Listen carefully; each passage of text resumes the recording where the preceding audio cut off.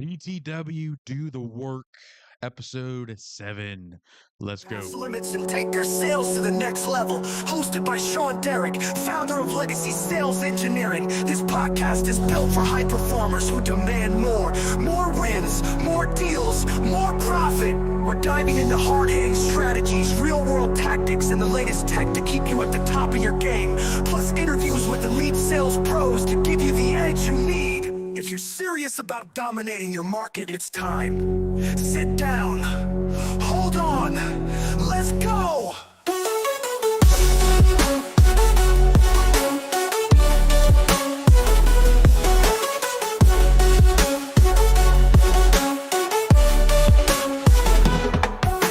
Guys, my name is Shawn Derrick, founder and owner here at Legacy Sales Engineering. This week, we're talking about doing the work, DTW. This is step 6 in our sales process, and this one's important, man. These are all important. I keep saying that this one's important, but these are all super vital. It's really crucial that you understand that you've got to do the thing, man. You can't just be out there saying you're going to do this for a customer. I'm going to do that for a customer. Oh, we've got the best this, we've got the best that. You make all these promises in the world and you just don't ever deliver on them. Just go away, kill it, stop doing business. You ruin it for the rest of us. You got to do the work, guys. And that's what this episode's all about. Before we get into this too far, I want to take a moment to remind you to pay the fee. You got to get out there, share the post for us, share the podcast, subscribe wherever you're listening to. Hit that subscribe button for us.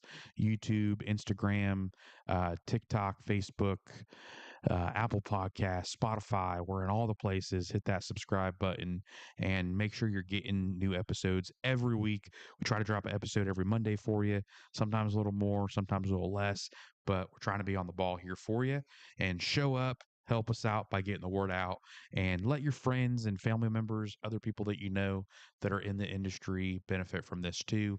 I hope that it's added some value for you. This episode is sponsored by Art with M. Art with M is an online art academy that teaches students of all ages how to do digital art with a really cool product called Procreate on the iPad. And there's another program that they use on Apple or on Android devices that just teaches students how to create in digital space. One monthly fee, you're able to get access to their entire online library plus 4 live lessons every month, one a week for your students to jump on, one fee for the whole family for online digital art lessons. Check it out, artwithem.com. That's artwithem.com. All right, guys. So as we dive into this and why this is so important, man, is if you want to be a real sales professional, you want to have a real business that stands up in your community and is part of what's going on, how do you expect to do that if you sell a product that sucks or you don't do what you say you're going to do? If you're out there just ripping people off, you can't sustain like that. Eventually, you're going to have to pick up your stakes. You're going to have to move them down to the next town down the road and start over and reestablish yourself. So, if you want to build a sales career, if you want people to refer their friends and family to you, if you want to get repeat business, that clients that do business with you year in and year out and they buy from you over and over and over again, even if you change careers, if you're selling a product that you don't believe in and you change careers, then you've got to be able to say, hey, I did right by you, right? And I just don't understand this mentality of salespeople that go out and just try to make the absolute most money they can on every transaction that they touch.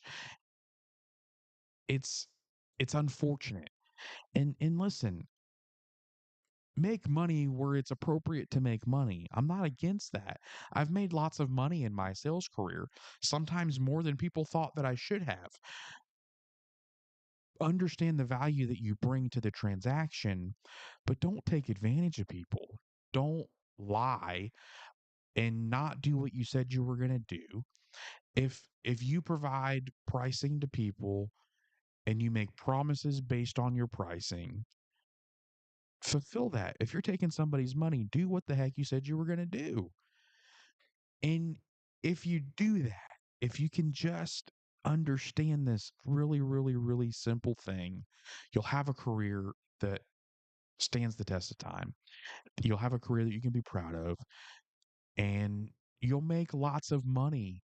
Your family will never go without, and you'll be able to find employment even if you don't own the business. You'll be able, I could lose everything that I had today, wake up tomorrow and go find a six-figure salary in a few hours, or a six-figure potential, not a salary, because we're not making salary in this industry. We're typically on commission. But I could go find an opportunity that will provide a very comfortable living for myself and my family at the drop of a dime, because I've mastered this skill, one, but two, because I have done good business my entire career and I've not taken advantage of people. And I have a lot of customers that have bought multiple different products from me simply because I'm me, and they say, "Hey, I know Shawn's selling that. I need it. He's the guy I want to do business with." And I've sold to people multiple times over different professions because they know I do good business. So if you can just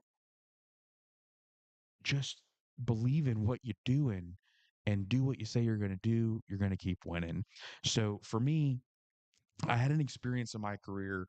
I was selling solar for a company, and I'll name that company. SunPro was who I was selling for. They're not around anymore. They got bought out by an alphabet company. You do your own research. Uh, Very large company that came in and bought them out, and really changed very, very quickly from a family dynamic to a very corporate dynamic really, really fast. And in that same regard, they stopped doing what was best for the customer and they started doing what was best for their shareholders. And I saw the writing on the wall pretty quick. I tried to stick around, stick it out. And about 6 months in, I realized that it wasn't going to get any better. Things were progressively going downhill. And I knew that if I stayed where I was, they were hurting enough customers that it was going to hurt my reputation as a sales professional. And so I made the decision to walk away from that career, making really, really good money in a really cush position. I mean, I had it was, as far as sales careers, or, sales opportunities, we had, company cars and gas cards and benefits, and you didn't have to go out and prospect. You woke up every day, you had leads, you went out and sold, you came home and you were done. And it was a beautiful, beautiful opportunity. But at the end of the day, I knew that they were not doing what I was telling my clients they were going to do. They weren't standing by the promises we were making, and I wasn't going to be a part of that. I didn't want to be a part of hurting people, which in turn I knew would hurt my career as a sales professional. And so I made the decision to leave. And it spiraled a lot of things and changed a lot of things in my life. But ultimately, you have to know that what you're selling is your word. And if your word isn't good, you don't have a career. If you've given up, and if you've compromised your integrity by knowing that the company you're selling for, the product you're selling, is not a good product. It's not a good quality product. The company's not a good quality company. The experience is not a good quality experience, whatever that looks like for you. If you don't have absolute confidence in the product that you're putting in front of the prospect you're with, then you need to go find a different career or another product to sell. You need to figure out what you need to change in your process so that you can find that confidence. You've got to do something to change that, because if you don't believe in what you're selling, and what you're selling isn't the right solution, or you're not holding up to your word, all of those things mean that you lose credibility. And you may have gotten the sale to begin with, but your career is going to be very short lived, because eventually It might take a little bit of time. It might take a lot of time. Eventually, people are going to know who you are. We've got a guy in the little town that I live in. I won't name his name, but if anybody in my town watches this, they'll know exactly who I'm talking about. But he builds decks. The problem is he builds unpermitted decks that are way, way wrong. They're very, very poor quality. And he's taken and robbed from a lot of people. And so he got away with it for a little bit. But now anytime somebody sees him posting on any of the local community pages or surrounding community pages, even there's like 5 or 6 people that just comment the heck out of those posts and let people know not to do business with this guy. He's even gone as far to change his name on Facebook, but people still find him and still warn people who he is. And it's hurt him. He got away with it for a little bit, and I'm sure that he got away with a lot of people's money, but ultimately he's not going to be able to operate any longer, at least not in a productive capacity that he's financially benefiting himself, because he's just hurt too many people, and now he doesn't have a career anymore. So don't give up your career at the sake of a dollar. It's just not worth it. Go find another opportunity. There's lots of opportunities out there that you can go sell a product that you believe in, and have the ability to sleep at night. Do what you say you're going to do. You got to do the work. And if you're not doing the work that you promised to your client, you're not going to have a career. You're going to have a very short lived life in sales, in business, and you're hurting all of us. So stop doing it. So, second thing you need to do is you need to communicate with that prospect through this step. So as you're doing the work, you need to keep your prospect or your now client, because if you're doing the work, you've already got the deal. But you need to keep your client in the loop on the things that are going on through the different stages of your product fulfillment. Um, and so whatever that looks like for you, build out some type of communication calendar or some type of communication plan for your business, that hey, we're going to touch bases with our clients at these steps in the process so that they know what's going on. If you're in trades, for instance, that might look like you're saying congratulations when they say yes. You're communicating that all of their paperwork is complete and you're submitting the permits. You're communicating when permits have arrived to let them know that their permits have been approved. You're communicating when you've scheduled that job with them and confirming their appointment for the work to be done. And then you're communicating again when the work is complete and final payment is due. And then you're saying thank you at the end of the project and asking for a review. And so you've got to think in that level of detail to map out that communication all the way through your fulfillment process. Because if you can communicate well, you're going to be able to keep that client's trust through the entire process. You'll get the review at the end, and then you'll get an opportunity to ask them to either buy again or refer a friend. And that is what it's really all about. We're going to talk about that in the next episode, but you don't get that opportunity if you don't do your part.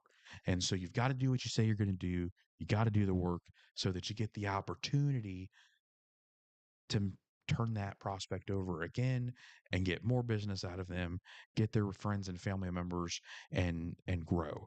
So that's what it's all about. That's the name of the game, is that second purchase or that referral. So if you can communicate and then over deliver for your clients, and this one, man, this is an easy one. We all, I think a lot of people try to do this, but I don't know that everybody tries to do it with intention.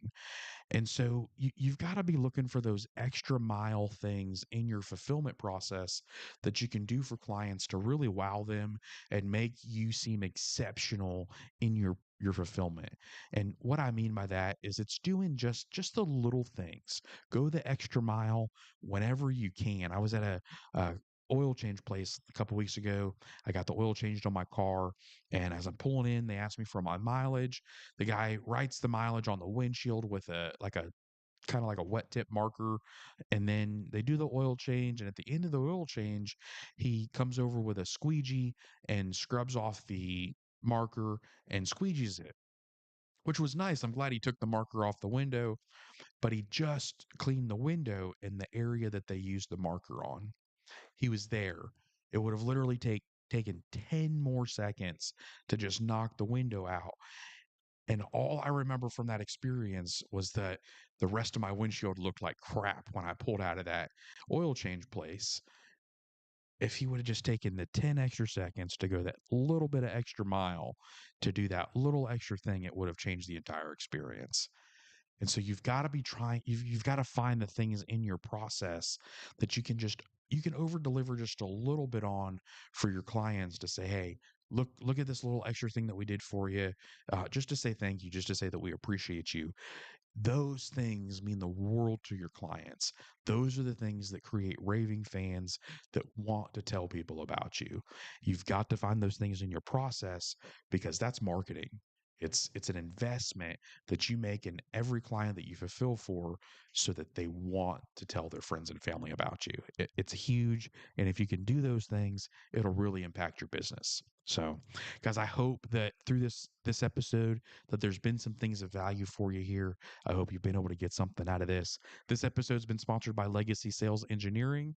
We help you sell great products with great sales process. If there's anything in your business that we've talked about today that you think you might need a hand with, reach out to us at legacysaleseng.com and we can help do it for you so that you don't have to think about it. You can just go do what you do best. So if you want to be on this episode or on an episode of the Sales Process Podcast, make sure you stop by salesprocesspodcast.com, fill out our guest form, let us know what you do, how you can add some value to our community, and if it's a good fit, we'd love to have you on the show. Thanks for being here, guys. We're here once a week with a new episode, so make sure you stop back by, and we'll see you on the next one. Have a good week. This episode of the Sales Process Podcast has been sponsored by Legacy Sales Engineering, helping you sell great products with a great sales process. Visit www.legacysaleseng.com to discover your solution for every step of your business' sales process. Subscribe to the Sales Process Podcast wherever your favorite podcast is available to check out fityourprocess.com to reserve your seat at our next sales process workshop today.